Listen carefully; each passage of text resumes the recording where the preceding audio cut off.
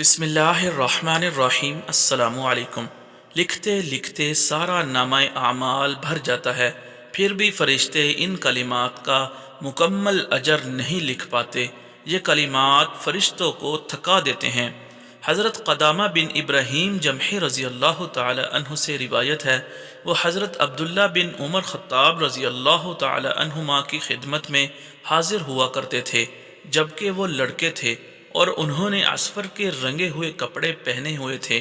ایک بار حضرت عبداللہ بن عمر رضی اللہ تعالی عنہ نے انہیں حدیث سنائی کہ رسول اللہ صلی اللہ علیہ وآلہ وسلم نے بیان فرمایا کہ اللہ کے ایک بندے نے یہ کلمات کہے، یا ربی لک الحمد کما ینبغی لجلال وجہک ولعظیم سلطانک۔ یہ کلام اعمال لکھنے والے دونوں فرشتوں کے لیے مشکل ہو گیا، انہیں پتہ نہ چلا کہ اسے کس طرح لکھیں، کیونکہ اللہ تعالیٰ کی ذات کی عظمت اور اس کی سلطنت اور اقتدار کی شوکت کی پیمائش ممکن نہیں کہ اتنی تعریف لکھ دیتے۔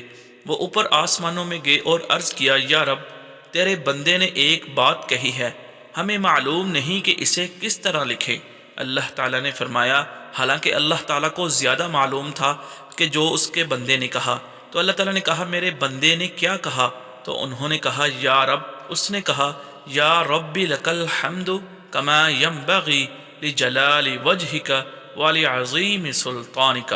اللہ عز و جل نے ان فرشتوں سے فرمایا، اسے ایسے ہی لکھ دو جیسے میرے بندے نے یہ کلمات کہی ہیں، حتیٰ کہ جب وہ مجھے ملے گا تو میں خود اسے اس کا ثواب دے دوں گا۔ سبحان اللہ۔